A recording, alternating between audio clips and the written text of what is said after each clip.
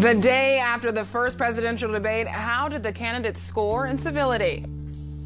If you want to keep your team, there's going to have to be some investment. When you're looking at public dollars, you really need to have a discussion and a negotiation. And we'll take a look at Measure C, the Chargers' bid for a new downtown stadium. KPBS Evening Edition starts right now.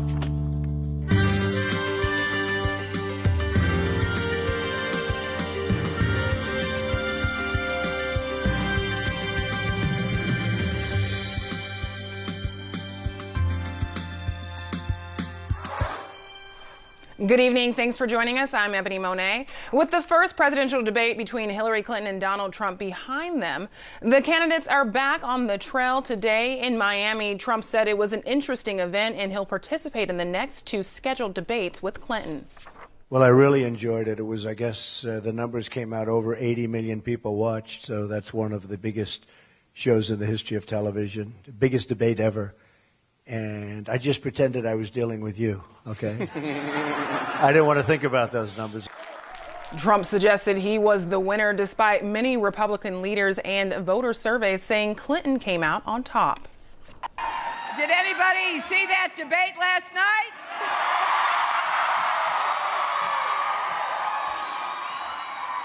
Oh, yes. One down, two to go. That was Clinton today at a rally in North Carolina. It appears that viewership for last night's debate was unusually high. Preliminary estimates show more than 81 million people watched the debate, toppling a 36-year record set when incumbent Democrat Jimmy Carter and Republican challenger Ronald Reagan went at it in 1980. No debate since then had exceeded 70 million viewers. Here in San Diego, at San Diego City College, students were watching the debate and monitoring candidates' overall civility. KPBS reporter Steve Walsh has that story.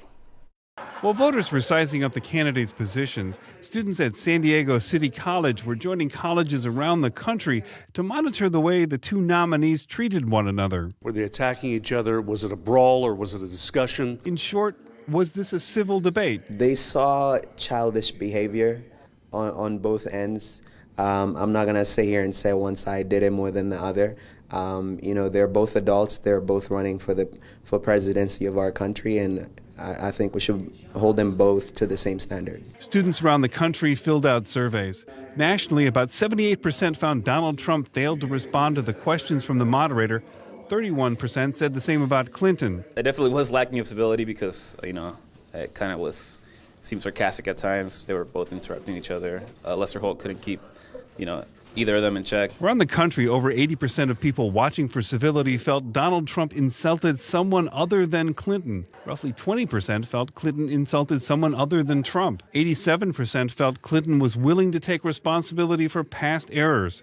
Roughly 15% said Trump was willing to take responsibility.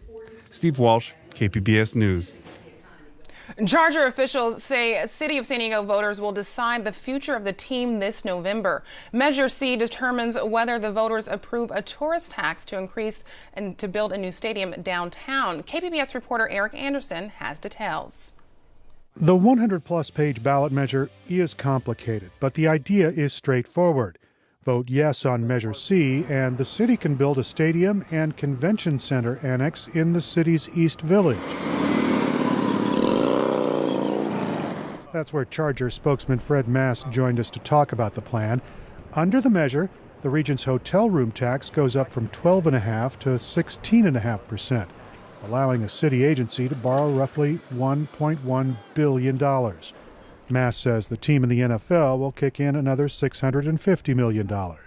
And for cities like San Diego, which don't have the kind of robust corporate base that Silicon Valley has, or the, or the multi-billionaire owner like you have in Los Angeles, you have different circumstances here. And if you want to keep your team, there's going to have to be some investment.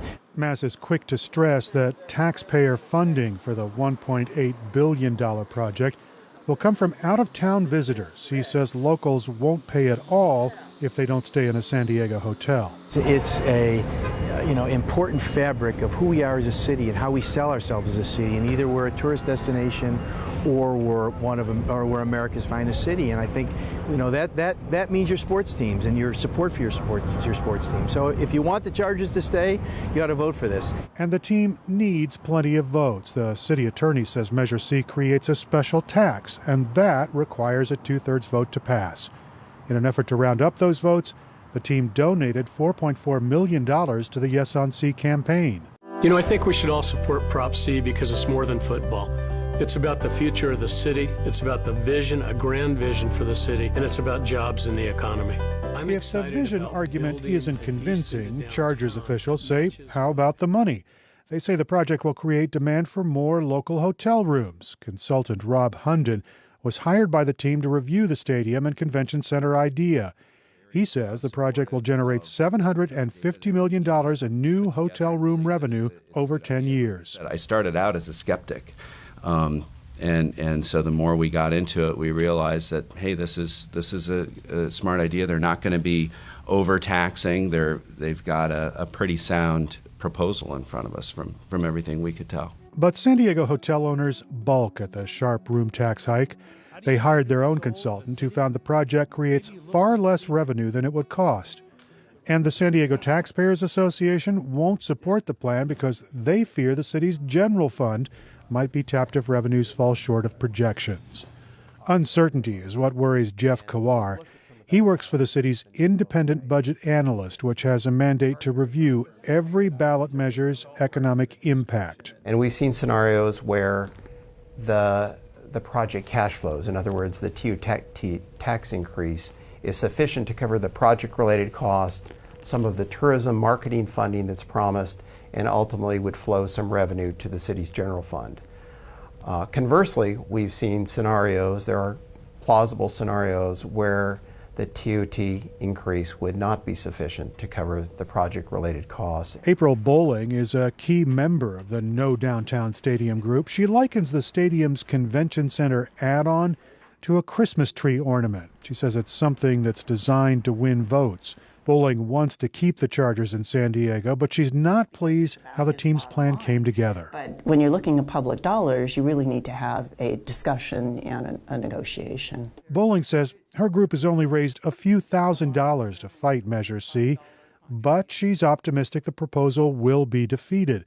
She says most people already know how they feel. This is not a measure, I don't think, where people need to have it explained to them. Sometimes there are very complicated measures that are on the ballot that people don't quite know what to think about them, and so they need education. This is not one that needs education. Bowling wants to see the measure lose soundly by more than 50%. She says that'll keep the Chargers from pursuing the downtown site if the measure only fails by a few percentage points. Chargers consultant Fred Mass, meanwhile, says the team is focused on maintaining its relationship with San Diego and its fans. And it's the way they teach their children values about teamwork, or the values of players like Antonio Gates or Phillip Rivers, or people who they're proud to have their kids wear their jerseys. And we can't lose that. I mean, it's so important to who we are as a city, and to those families, we owe it to them. The Downtown Stadium Convention Center plan was born after NFL owners rejected the Chargers' plan for a new stadium with the Raiders in a Los Angeles suburb. The team retains an option to move to Los Angeles after this season. But right now, Chargers officials say there is no plan B because they're only focused on passing Measure C. Eric Anderson, KPBS News. A new national report says the San Diego Chargers are not as important to the city's tourism economy as the team says they are. The team ranked 28th out of 32 NFL teams on how much positive local hotel revenue they generated during home games. Tourism officials say that number is roughly 1%. And they say increasing hotel taxes under Measure C is bad for San Diego, and it's bad for the tourism. Well, you're increasing our tax structure over 30%, which puts us at the high end of the market when we're trying to continue to be a competitive city, and you're not delivering any value.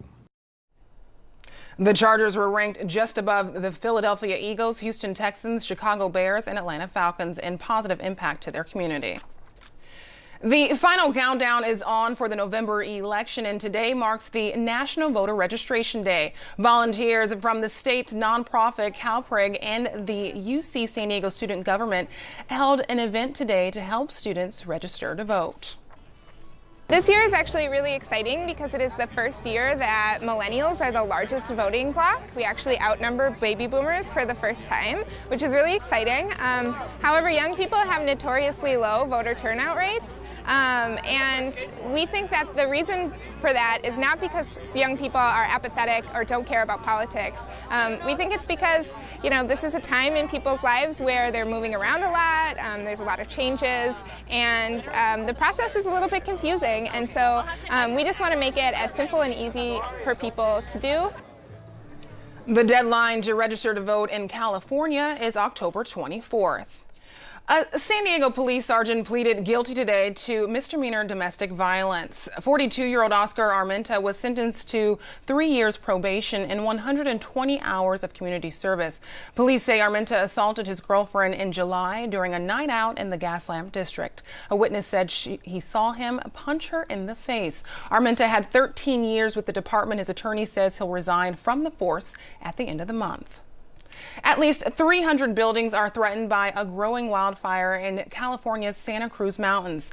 State forestry officials say the fire 30 miles south of San Jose has destroyed one home and damaged another structure. Hundreds of people were evacuated after the fire broke out Monday amid the heat wave, and more residents were ordered to leave as the flames spread overnight. If you see an animal locked in a car on a hot day like today, you can now break open a window without fear of prosecution. Over the weekend, Governor Jerry Brown signed the bill allowing rescuers to break pets out of hot cars. There are some conditions, though. There has to be no other way to get the pet out, and the rescuer has to stay on the scene until law enforcement arrives. Good news for those tired of the heat wave. A cooling trend is headed to San Diego. Shanae Shocker has that in tonight's forecast. Well, yesterday was certainly a very hot day, and today it's still hot, but not as hot, which is always nice. We've also seen some cloud cover throughout Southern California, maybe even spotty shower or two because of that low pressure system. That's brought some stronger monsoonal storms to the Arizona area. As we take a look at our satellite and radar, seeing that cloud cover definitely throughout the county over the past 6 hours, and maybe even those scattered showers, but for the most part, definitely dry. Into tonight, we're looking at 72 degrees, partly cloudy skies for this evening, so cools off in the night. Definitely not as cool as it should be, though. Take a look across the county as well. Ramona at least getting into the upper 50s, and Mount Laguna in the mid 40s, 46 degrees there. Borrego Springs 65 degrees, and in Oceanside 63 degrees for your low this evening. Now here's your setup for Wednesday. Take a look. That low pressure moves further onshore. That's bringing some stronger thunderstorms off to our east. But because of that, we start to get that onshore breeze, and we're going to begin to see those temperatures really begin to drop over the next few days. So take a look at your outlook on the coast. 83 degrees for your Wednesday. That's where we start to see that cool off. And on your Thursday, we even get to see more. 81 degrees, mostly sunny and nice. But check out Friday, 78 degrees out there, and Saturday, a great weekend ahead for those of you on the coast. You're sitting in the mid 70s with that sunshine as well. We'll have those low clouds throughout the morning over the weekend, but they will break up by the afternoon. Now inland, these temperatures are quite warmer, 90 degrees for your Wednesday, so still very hot. Come Thursday, that's when we drop into the 80s, 89 degrees on your Thursday. Friday, getting into the mid 80s, 87 degrees, but that weekend looks so nice. 83 degrees on Saturday, 79 on Sunday. And your lows getting into the 50s by the weekend, definitely beginning to cool off out there. Now into the mountain regions, these temperatures actually flip-flop. They begin to build. 73 degrees on Wednesday is quite comfortable, but actually the increase in temperature will bring some more comfortable weather. By Friday, 77 degrees, your lows will continue to stay pretty consistent in the mid 40s, 47 degrees for your Friday, and by the weekend, we're back in the low low 70s for your highs. Out on Sunday, 7 degrees, sunny and nice throughout the entire week. So definitely aren't complaining about that weather out there. Now, out in the deserts, we're going to stick to the 90s, but we will drop into the low 90s later in the week. But as we head out throughout midweek as well as into Friday, it is sunny as well as hot, 96 degrees to kick off your weekend. Come Saturday and Sunday, 95. The temperature drops into the low 90s by Sunday. I'm Shanae Shocker, KPBS News. I'm Judy Woodruff on the next news hour. Where do the campaigns stand after the first presidential debate between Hillary Clinton and Donald Trump? That's Tuesday on the PBS NewsHour. Today, residents in San Diego's Encanto neighborhood spoke out against a proposed development. They say it's a case of outsiders deciding what's best for the community without getting input from longtime residents or business owners. At Euclid Avenue and Hilltop Drive, there's open space where houses stood, dirt and vegetation, and where longtime residents say they've waited decades for development. That will be real economic development when you allow the community itself to be a part of developing and building. Civic San Diego has plans for the 8.5 acres. The city-owned nonprofit focuses on development in urban targeted areas.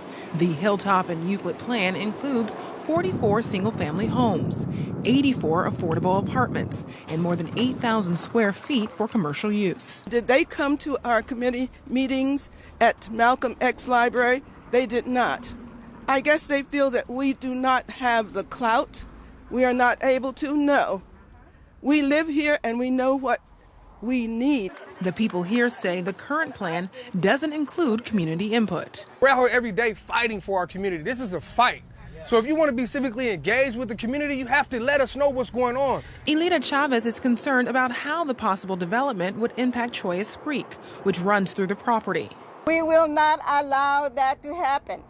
She has to breathe and let her flow all the way down, or else we're going to have problems. KPBS reached out to Civic San Diego. A representative says the current plans are not final. As for community input, says the city held more than 30 Encanto Community Plan update meetings. There was also a committee formed to select a development plan. Civic San Diego says 3 of the 8 committee members worked directly with the Encanto Community Plan update. We're not going to sit and let you, Civic San Diego, decide. All of the members downtown, you're downtown and you're living downtown. You don't live here. We know what is good for our community. After a lengthy discussion at today's City Council meeting, council members decided to move forward by approving the selected developer, and they say the next phase will include public input. San Diego's first propane-powered buses have been put into service. The city's metropolitan transit system has 5 paratransit buses that have hit the streets already. They transport passengers with disabilities and are a part of a program to reduce exhaust emissions in San Diego. 39 similar transports are on order, along with 31 propane-powered minibus. MTS says the new buses burn cleaner because propane has a lower carbon content than conventional fuel. Over the past 5 months, hundreds of immigrants have become U.S. citizens against amazing backdrops at our country's national parks. Tonight, EarthFix introduces us to some of those immigrants who tell us about their connections to America's public lands. Today we're having a naturalization ceremony where 20 folks will become new citizens of the United States. What better place to become an American than in one of our national parks?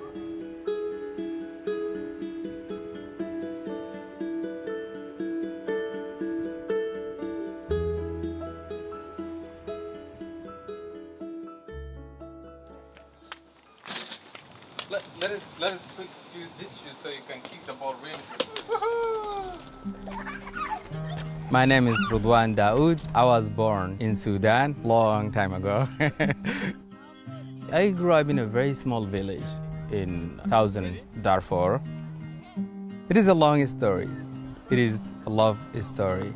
I met with my wife in Sudan. She was volunteering. We became friends and we get closer and then we fell in love.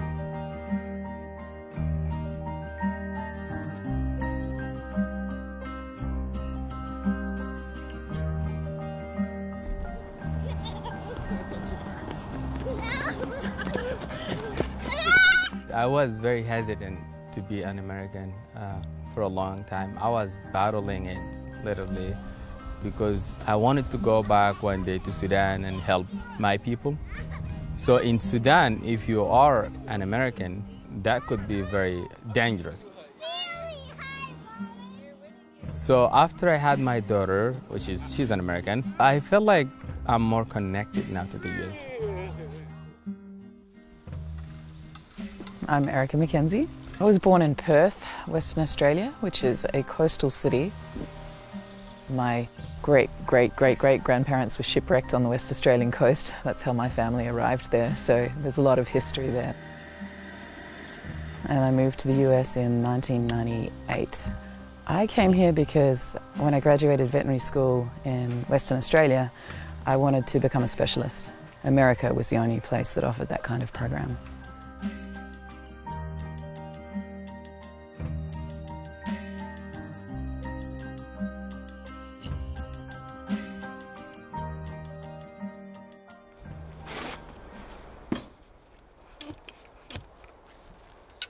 Australia was the first half of my life, and the US has definitely been the second half of my life, and I expect it will be the rest of my life. And so it felt like it's time to become properly involved in the place that this is.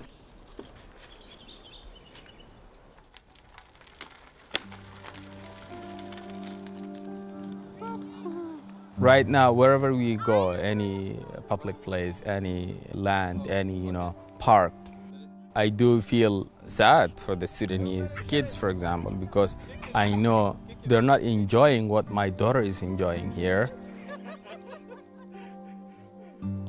Oh, yeah. Look at how Daddy does it.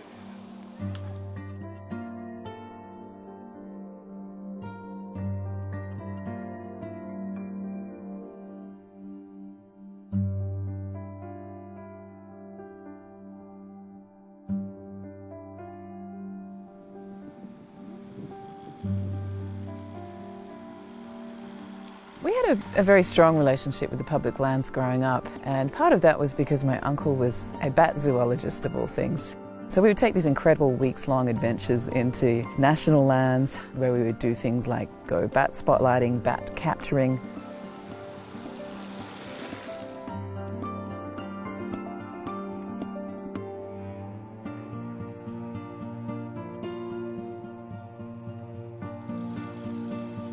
I think Americans and Australians have public lands in the same value status, and there's also a difference between population. There's half or so of the US probably really values these places, the same in Australia, and then many people never experience them, unfortunately.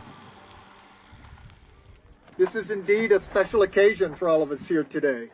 The 100th anniversary of the National Park Service and the welcoming of you, cherished new citizens, to this great experiment in democracy that we call the United States of America. People will take care of what they love. People will take care of what they value. And so the hope is to have people value these places so that they will be protected forever. I hereby declare on oath that I will support and defend the Constitution and laws of the United States of America.